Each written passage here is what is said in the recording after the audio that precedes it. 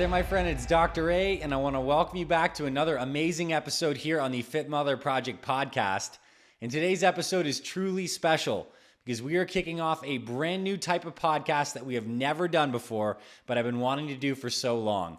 We're calling these Fit Mother Member Takeovers or Fit Mother Member Chats. And what we're doing is we're actually bringing members from our Fit Mother community on to have group roundtable discussions on all the important topics. And to kick this off, I am so happy to introduce and welcome some of our very best Fit Mother veterans. We have Diane O'Brien, Steph Plaisir, and Megan Parr. These ladies have been with us for years. They've been working this Fit Mother program and this lifestyle. They all have their individual podcast episodes that you can look up as well, which are amazing. But today we get their collective wisdom. We get to hear about what it's been like in their early phases and many years down the line as they're still working this lifestyle and evolving themselves as women and as members of our community. So I'm so grateful for this particular group of ladies and all the amazing stuff that they share about what it takes to really succeed with this program long term. And I also want to say that this is the inaugural kickoff of these types of conversations. So if you would like to be on the podcast with any friends from the Fit Mother community, if you have topics that you'd like to talk about, just message our team and we'll absolutely organize a discussion like this. I'd love to do these so frequently because this is just an opportunity to celebrate all the collective wisdom inside our Fit Mother Project family and our sisterhood. And it's really nice for me to be able to sit back and just smile at all the amazingness that comes out of these types of conversations. I'm just so proud of our community and particularly these ladies. So without further ado, let's get into our first Fit Mother Member Chats. I know you're going to enjoy this episode, and let's turn it over to Coach Amy and the ladies. Hi, I'm Amy, an accountability coach at the Fit Mother Project. And today I am joined by three of our veteran members, and we're going to have a discussion today about sustainability. We all have our own unique story for weight loss, which you can hear on the Fit Mother podcast. Today, we are going to talk about how we've turned those principles we learned into the program in phases 1 through 4 and how we apply them to our lives now. I'm going to have each of the ladies introduce themselves briefly. So, ladies, Steph, why don't you take it from there? Hey everyone, my name is Steph. You may have heard my podcast. I'm actually the Canadian of the group. I'm up here in Manitoba, Canada, and I'm 38 years old. I am in my 4th year of the program, and I actually started it at 35, all while raising 2 kids and maintaining my career and an active lifestyle. Diane, over to you. Hi everybody, I'm Diane. I'm from Brentwood, California. I'm 63, soon to be 64. And I'm coming up on my 4th year anniversary on June 1st. So I'm an empty nester. Our daughter's an adult. And we have 4 beautiful grandchildren that all live here. And I run my own business, all the while still following the program. Megan?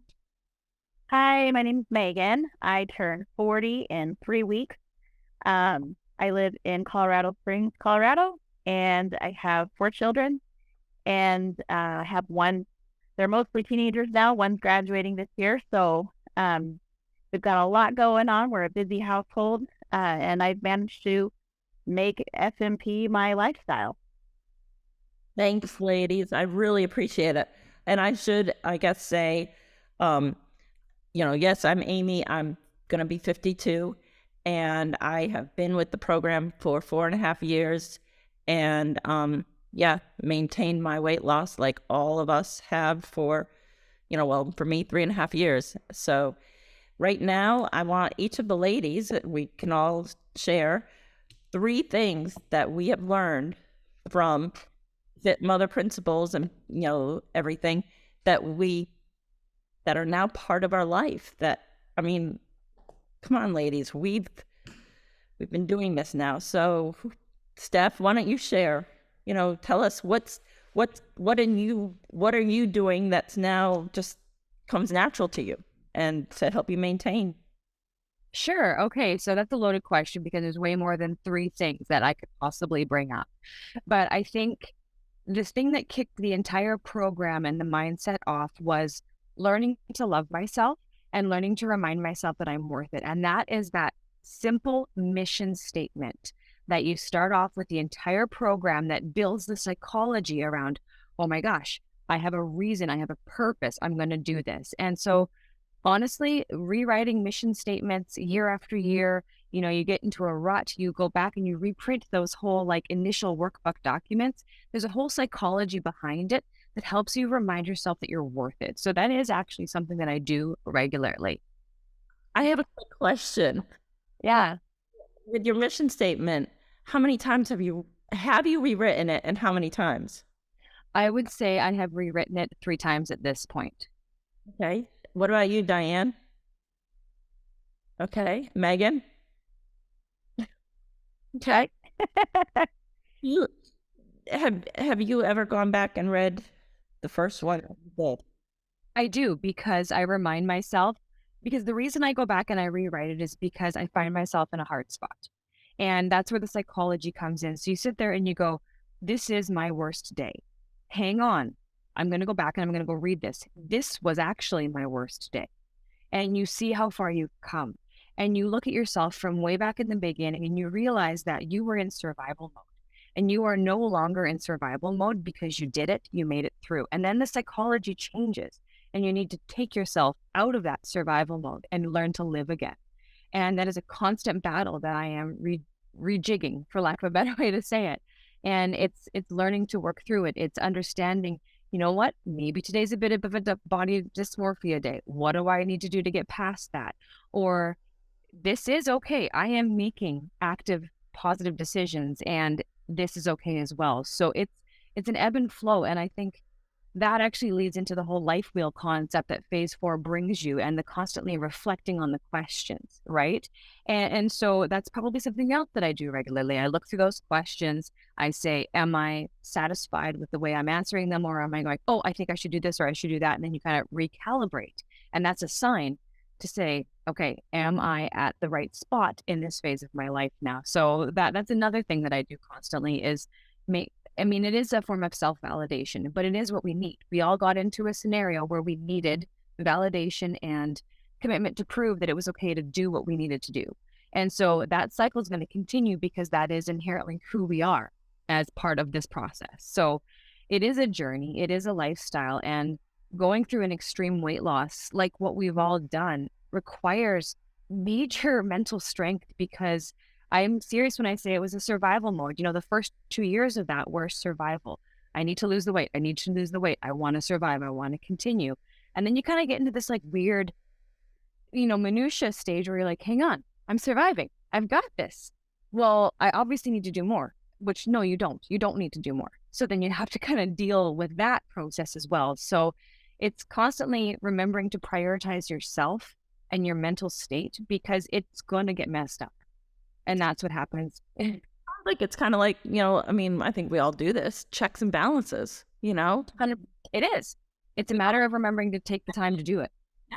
Yeah. Okay. Sorry, I didn't mean to interrupt, but No, not at all. Not at all. And then I think when I talk about having to identify a third thing, I think the lifestyle in general, it just becomes an all-encompassing third piece, right? Like you wake up, you drink your water every morning. That's just habit. That's just what you do because you don't know how to live without doing that. Or you realize really quickly when you don't have it in the morning how crappy you feel for the rest of the day. The concept of the perfect plate isn't something you have to think about anymore. This is just your meals now. Meal planning isn't meal planning. These are our choices because your whole pantry just is those choices. So it really becomes easy. And that goes back to the psychological piece I'm talking about, is that you realize that you don't have to try anymore. It just is. And that's huge. That's terrifying, because you've struggled for so long to just figure it out and to try to get there. So the day that you kind of settle into this moment where you're like, okay, I did it. I'm there. This is my life. It's terrifying and it's incredibly empowering. And I rewrote stuff that day because I needed to. oh, wow. Thank you for sharing that. Wow. Okay, who's gonna go next? I mean, But I don't think I could top that. that was right now. This is how it is. Steph just said it, so we're done. That's covered it. That was so beautiful because it really encompassed the journey we've gone through and summed it up very nicely. And I echo everything she just said. And like it's habit. I don't even think about it. And I go through the grocery store and I'm not even a robot. It just, I naturally migrate towards what I know is the best thing for me. We still don't have snacks in the house we have snacks, but that's snacks, you know, everything's healthy, everything's calculated, everything's thought out, but without being thought out or calculated, it's just natural now. Yeah. So, I mean, it's made it easy. In the beginning, yeah, it felt a little like intimidating and scary. Oh, okay, it was a lot scary. And it just seemed like a mountain too great to climb. But one of the greatest takeaways that is the foundation is the nutrition. That is my biggest takeaway, is the nutrition. I talk about it constantly. I think about it constantly. I share about it constantly. I talked to my grandson on the way home about it. And we discussed the very difference between processed foods and whole foods. And he was like, oh, no, I don't even know what gluten is, Noni.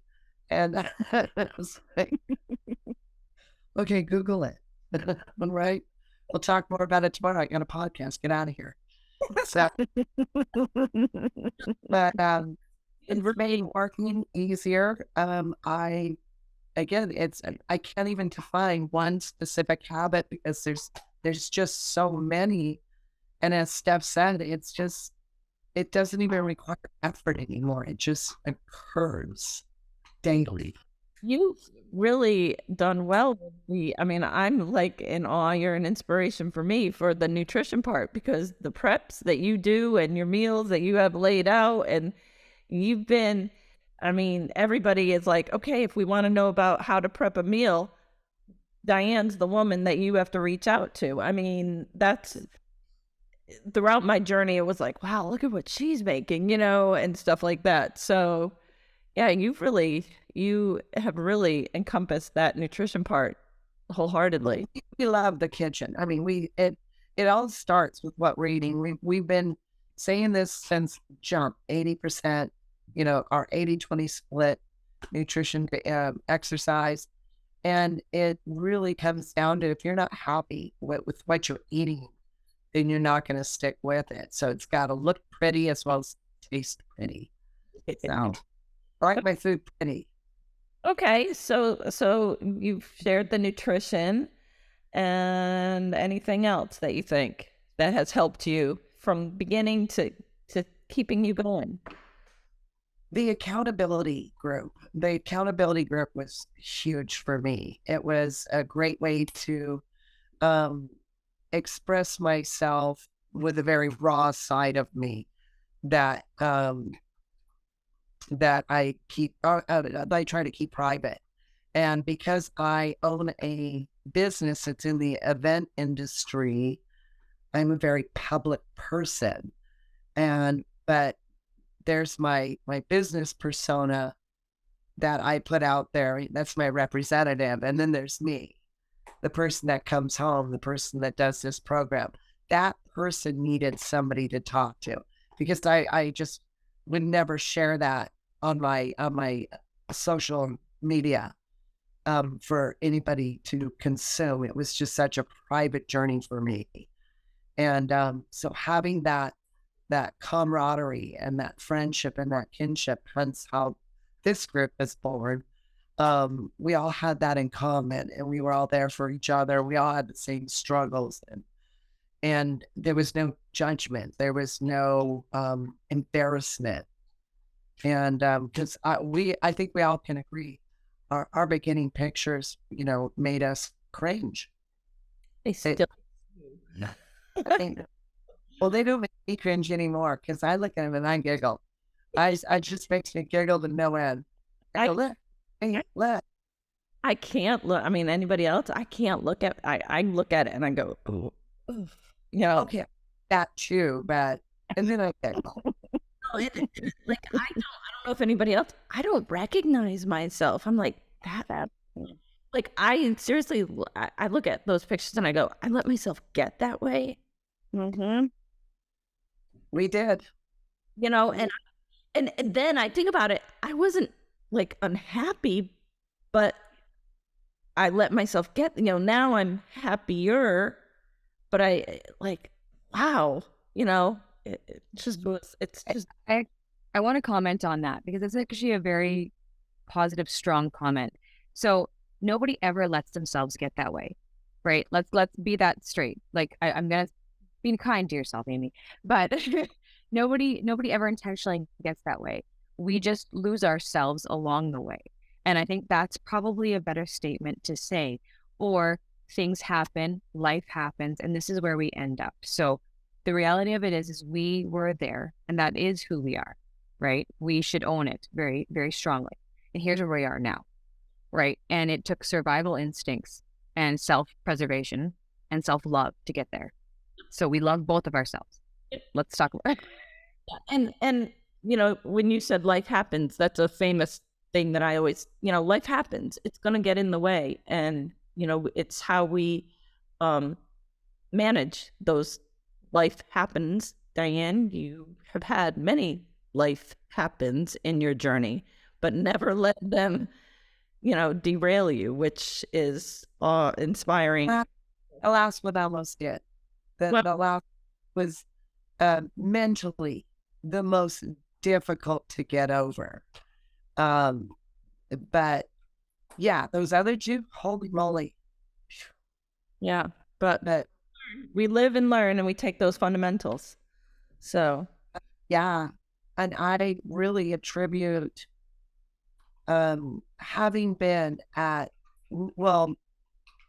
goal when each of those events occurred, and how strong I was and how lean I was, really attributed to a very, very quick recovery.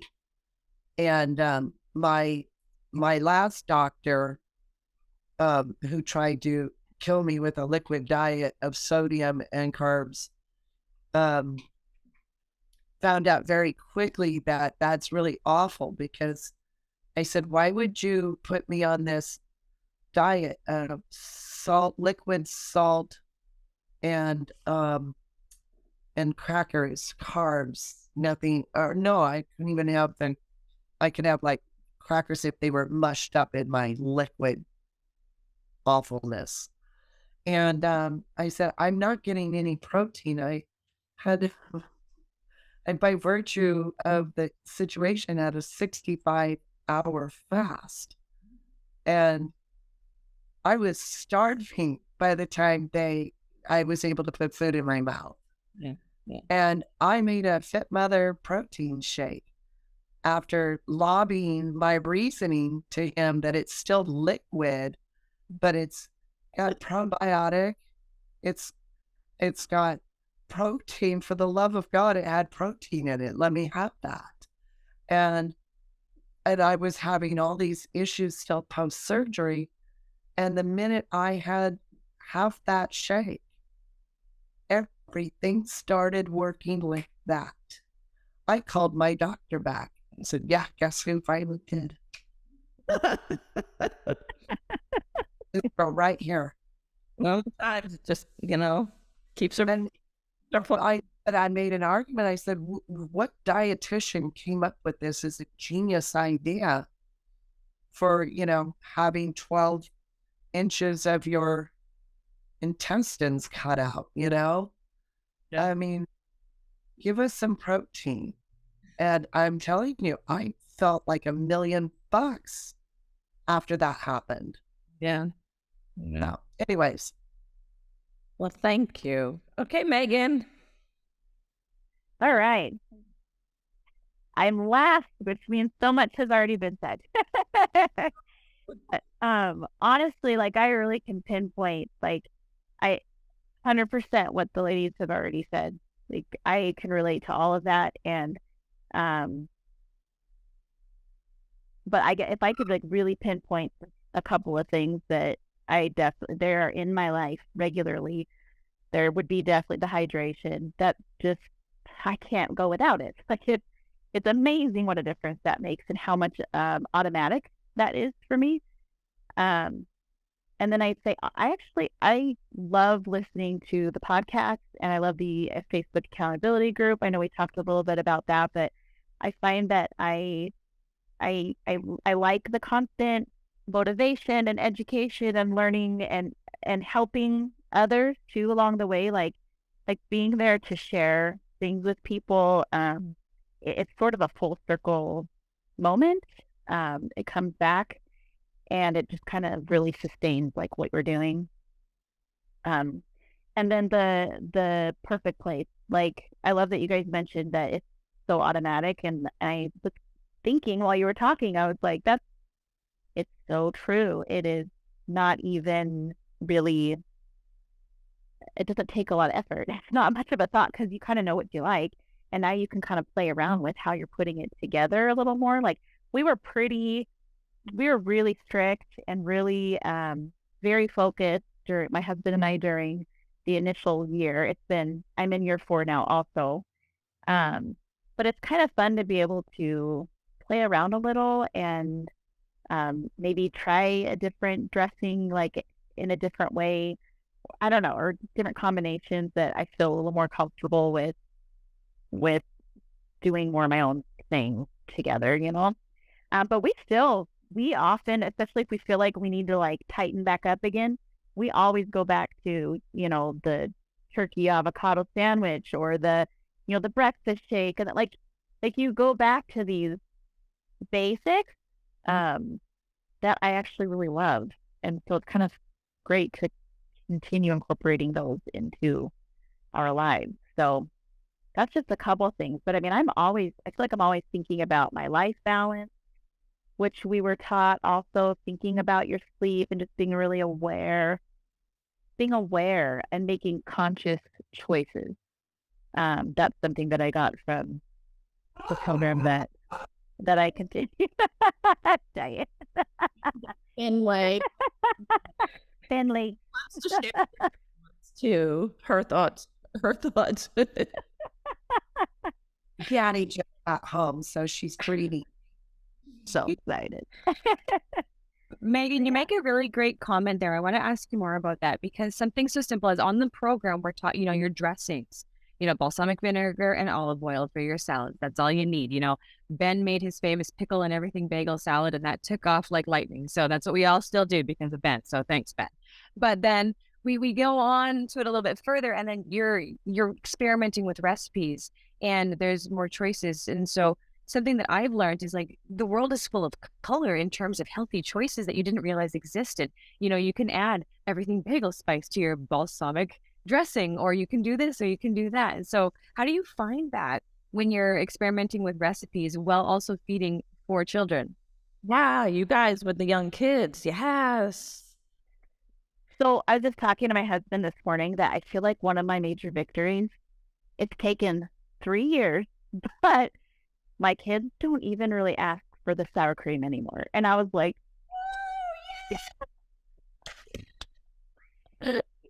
and they don't complain as much about things. They just sit down and eat it. We still do a lot of buildable meals. Like I just like to offer choices, especially when, you're wanting them to change. You're wanting your kids to change. It's really nice to offer them lots of choices. So I have done a lot of exploring with recipes, and I just put it together and I put it out there. And if somebody wants to try it, they can. And if they don't have to. But my husband and I love it. And I'm really into chopped salads right now.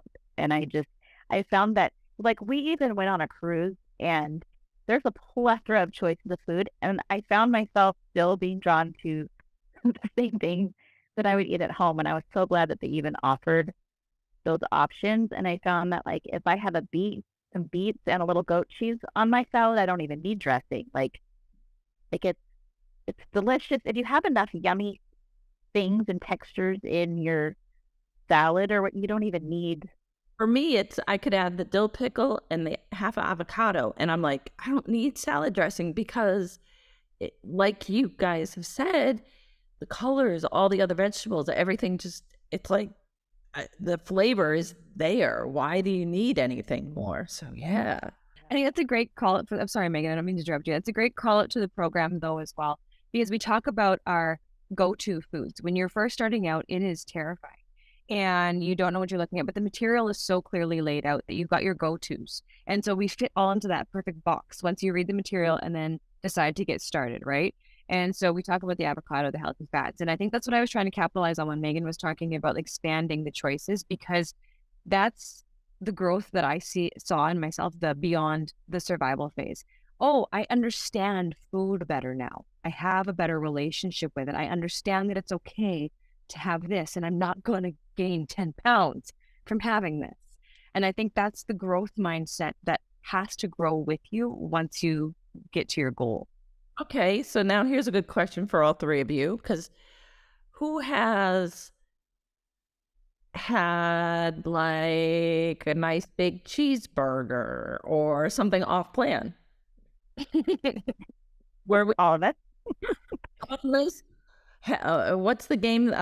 Never have I ever, since I've started this plan, had a piece of chocolate cake. I have. I mean, We raise our hand if we have. Okay. Yeah. better, right? Because it's the mindset. But we had to get through that. I think for me, for my first 30 days, it was like, oh, I can't touch anything, because I was really by the plan. This is the plan. I think you need to. I think you have to go that specific in the beginning. And I want to say I didn't veer for at least 6 months because I needed to breathe again. And I didn't drink for 6 months because I had all of these things that identified that, yeah, Diane, you were in the same boat, right? You don't drink. You stay in this because you're in survival, because you wrote that silly mission statement that had you sobbing, that you go, I need to survive. Well, I did it a lot because I really wanted the prize. Yeah. And I saw the weight coming off and how that fueled me and how that fueled me emotionally and psychologically. It was like my nectar, and I wanted that more than I wanted anything. So I was very strict, all the way up to goal. Yeah. I think for me, also seeing the weight come off like you, Diane, but also, I mean, maybe this is silly, but, then all of a sudden the clothes that I had that I was wearing that were like, they started falling off. Like I could pull the pants straight down and be like, I guess I need to go shopping. It was, for me, that was also a big drive for me, because I was like, this actually is working. I've tried all different programs. Never did anything really work that stuck to it than this program, for me. So Agreed. And then let's go back to the social media sites for a second there too, because those are key. Because every time I do a deadlift, I think of Megan. Because Megan and that darn trap bar picture that she posted, I think of it every single time, because guess what? We had to go buy a trap bar after that. So thank you. So Yeah. The best. but that's right. That's, I think, important. And I think for any ladies new to this, that social media group is half of the battle. Go on there. Don't be afraid to put it all out there. Everybody's in the same journey. The four of us are all here because we supported each other and we found each other through it, right? You're going to find your niche. There's always going to be little groups of women that connect together. And you know what? Not everybody's going to like you, and you're not going to like everybody, but that's okay, because you're going to find your niche, and you need other women. We have our husbands, we have our support groups, but we have our real life support groups, but this is a different journey. And Diane alluded to that, because this is our private life that everybody else is going through. And then you've got your public life, and they're way different. And because this private life is all here. Yes. then speaking of the social media group, and then the fact that this is an all online program, did you guys ever feel that this was very difficult? I mean, I never did, because I'm just a very independent person. Diane, it took me, what was it, 6-7 months before I even posted my before picture. So Yeah. I didn't have a problem doing that. But did anybody else, because this was online and, you're on your own, did you feel like, oh, I missed those workouts, like, what is it, Taibo or whatever, whatever you, Oh, yeah. did you guys miss any of that? Or were you like Yeah. happy with, yeah. And Oh, you guys are still doing that now, correct? I mean, here we are. Okay, so now let's take this the next step further. And here we are at our goal. And what are we doing now? What are you guys all doing? I mean, I can tell you, I'm still go back to the legacy. I bump in I do some of the men's with my husband because he, so we bounce around but we still go back to the legacy. We even have taken and we've created some of our own based on the stuff, but that's how we keep it fun and motivating for us. Well, I'd be interested to hear how you guys are doing it. Megan, you're going first this time. yeah. Okay, good. I'm glad you brought up the movement, because that was one thing I forgot. I was going to say that's one of those staples, those habits that we continue to do, and that's just daily movement. Yeah. And I've found that for me, every now and then I will go back to a legacy workout, but for the most part, I hate them. I love them. Okay, I love them. They're all, in case anyone can't see what we're doing, they're all laughing with me. It's not that I didn't. I like them as a challenge, but they're not something. MRTs are just not my favorite things. I love weightlifting. Like, I love. Yeah. I love weightlifting.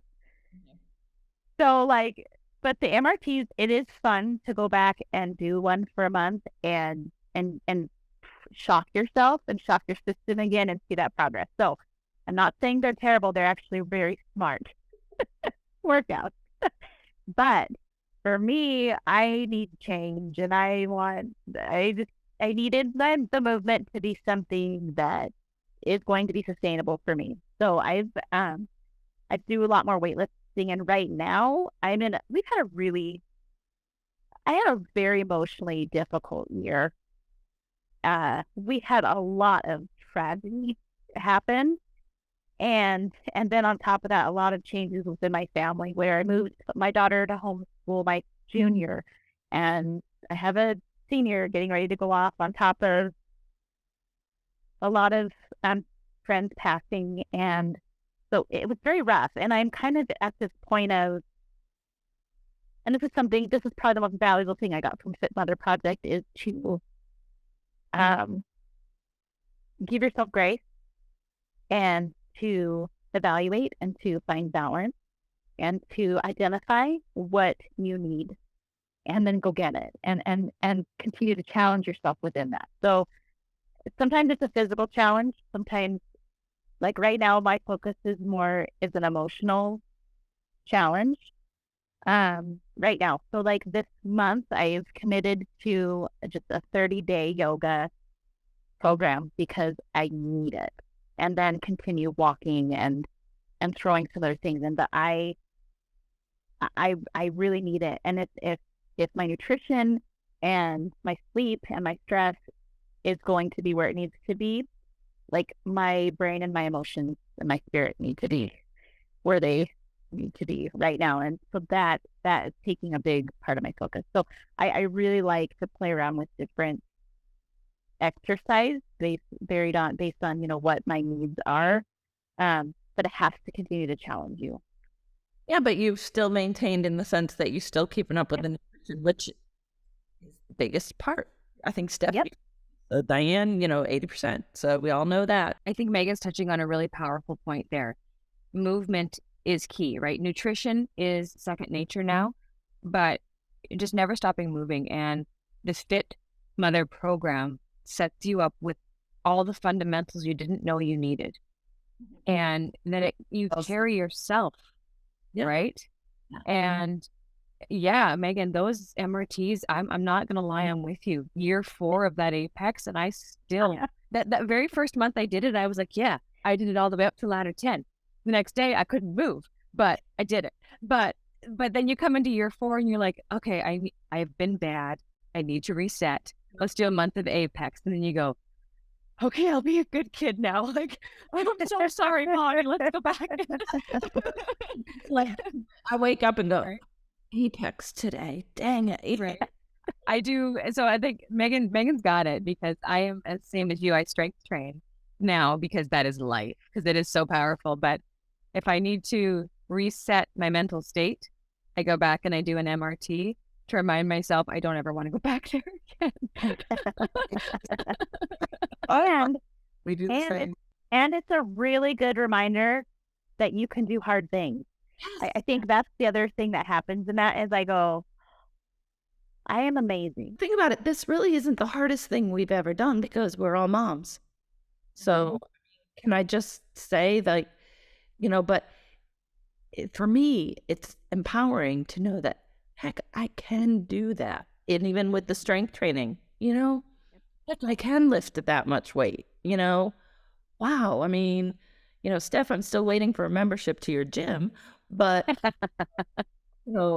it's like, it's what's like incredible to me. Yes, I still have those mornings that I wake up and it's like, hey, what workout am I doing today? But when I get through it, it's like that feeling again of, pat on the back. Here I go off, I'm ready to take. I keep talking. I'm so sorry, Diana. You haven't had much of a chance to talk, but Amy said something else again that's really important. So you said, oh, great. What am I going to do today? And I think that's something that's fundamental to all of us. We plan still to this day, our next day, right? Every day I wake up, my workout clothes are in a pile in front of me and my squat rack is set up with what I need. If it's a squat day, for example, right? And everything is laid out so there is no excuses in front of me. And that has been consistent over 4 years. Every night I come downstairs, I make sure that my tracking sheet is updated with my numbers from the previous day. And I make sure that everything is all set up. You're practicing your form. Like, it takes 10 minutes. It's all it is 10 minutes, right? I'm down to the point now where my youngest, I'm teaching him to count by fives while he's, putting the plates on the bar for me. Simple things like that. Family into this lifestyle. That's the way to go. Math work. Right? Well, it's that's the thing though. It's a lifestyle now, right? Because the kids just see it. We don't talk about it. We don't force it on them. They just see it. Right? And so if we wake up early, we work out in the morning. When we started out, we worked out at night. But then we quickly realized that the nighttime workout wasn't sustainable, but we wanted to survive. So we chose to change. Okay. And so my kids, if they wake up early and I'm in the middle of like a barbell press, they'll walk down. They're like, oh, they'll look at my sheet. They'll see, how many reps I have to do. And they'll just ask, what rep are you on? And I'll say, like, I'm on 5, and they'll count me through to 8, because they're just excited about those kind of things. But that's what happens. We never push it, but it is just there. It's constant and it's life now. It's become part of the fabric now. Yeah. Great way to put it. Yeah. And I wanted to say, Megan, I never shared my 3 that I still do, but they're just like we've all said, water intake. That's just second nature. That's just, you wake up, I crave it in the morning. I wake up and it's like, and Megan, like you, it was movement for me. Get up and move. I've done incorporating the yoga, and I'm incorporating walking. I mean, nice long walks, because you know what? That's just as good. And there are months or weeks or a day where I'm like, what? I'm just not even feeling like a run or not feeling like a lifting, but I'm going to get out for a good, hour walk and put in some nice meditation music and the earphones and just kind of get lost in my thoughts. Because for me, phase 4 now, it's all about how I'm balancing my life, how I'm making it where I need to be, making it, this is part, that life wheel. Where do I need to make sure that my spirituality, I need to make sure I'm back there. It's got to get up there. I'm in a new phase. Newly empty nester, I don't have practices to go to anymore. I don't have things to do, so it's also rekindling, my husband and I, it's like, oh, hey, it's you and I again, so it's, yeah. And then my last one is, again, it's the healthy nutrition. That's like second nature. And like Steph said, it's now we're finding fun things to do, looking at different proteins, looking at different vegetables, and how can we prepare them, and adding in different things, and trying out making pretty plates like Diane does, you know? Yeah, I hate to say the word, but it's like easy. Do you feel that way? Yes. No, it is. I do. And I like the fact that it's become such second nature that we've eased into these, just being us. And like when we do need a reset and have to visit the MRTs for a love, and Apex is a formidable little villain that we just came a month off of doing. So I'm looking forward to something else.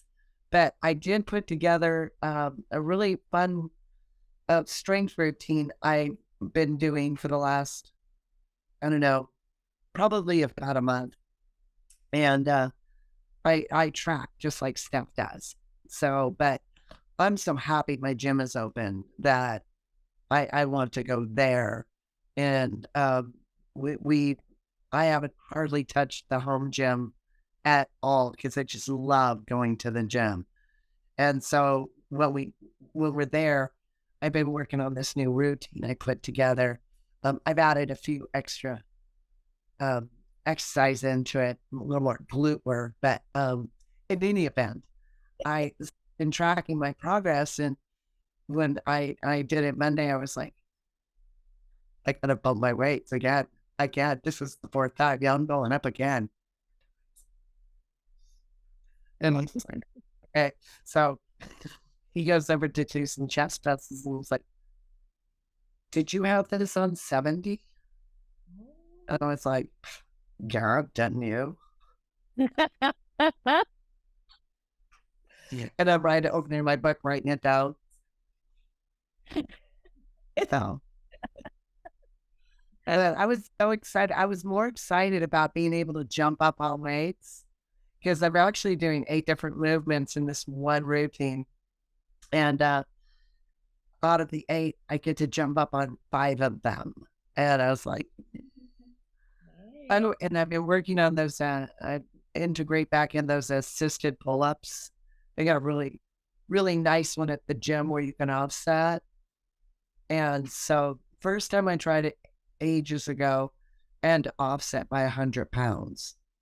And I gave it a go the other day. I only had to offset by 80 and was still able to do 5. So That's amazing. That's still a goal of mine. I think I told you, Steph, it was a new year, or maybe you and Diane back. yeah, This is the year I'm going to work on my pull-ups. Yeah, that's still happening. It hasn't. do. I have to keep challenging myself. So I have pull-ups, the TRX bands. Diane, I'm going to conquer the Bosu ball. I'm going to, I still owe you a video. Yes. I'm still waiting. So, and that brings up another point.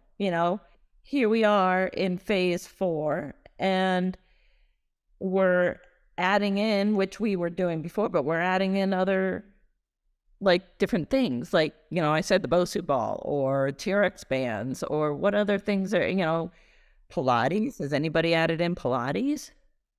No.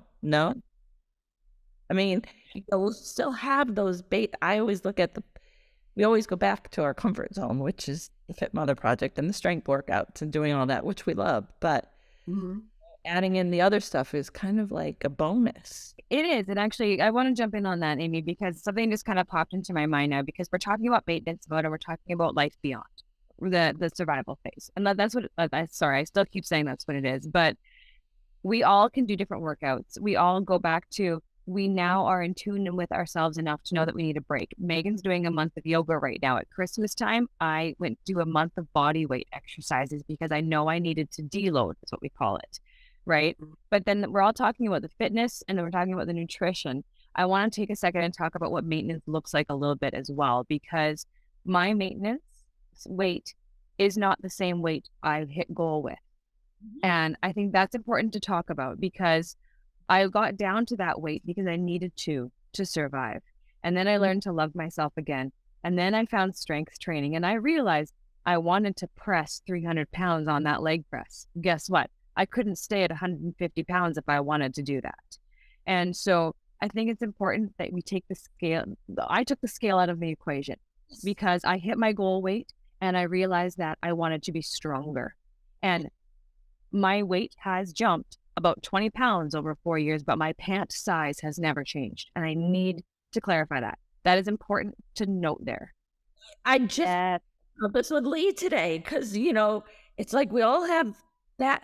It's like we all hit that goal weight, that weight that we were like, okay, I'm good, get there, in our first, and we hit it, and we're like, yes, I got it. But then we found what we enjoyed, the strength training and stuff, and then we learned, wait a minute, I can't stay at that. I'm going up. This is crazy. That was hard to take. It was hard. Really hard to take. Something that I think, and it's something that I share with many of our other members, and I'm sure you guys do too. You post it and share it in the social. The scale is only a tool, and how many times did we have to keep hearing that from Ben or any of the people on the team while we were while through our journeys, hearing them say the scale is only a tool, the scale is only a tool, and you have to and it's still 4 years in, and I'm still having to work on that mentality. And I'm still also kind of work on the fact that if I do go out, to dinner or something like that, that I have to work on it's okay, I can have that. Just because I had that, it's not on plan. I'm not going to put back on all that weight that I took off. It's okay.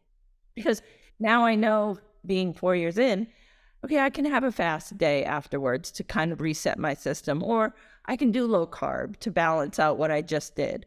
Because we've learned how to, at Steph, like you say, we're in tune with our bodies. We learn how to know what we need, how to adjust, and how we can survive the birthday parties, the holiday parties, the work parties, whatever we have, Yeah. And I think that's a good call out there too, Amy, because for the first few years, it was like exactly what you said. Oh, can I do this? Can I do that? What's my consequence? I personally don't think like that anymore. I think, okay, here's today, because tomorrow doesn't matter in terms of what's happening right now, because I know tomorrow is my life. Today is today, right?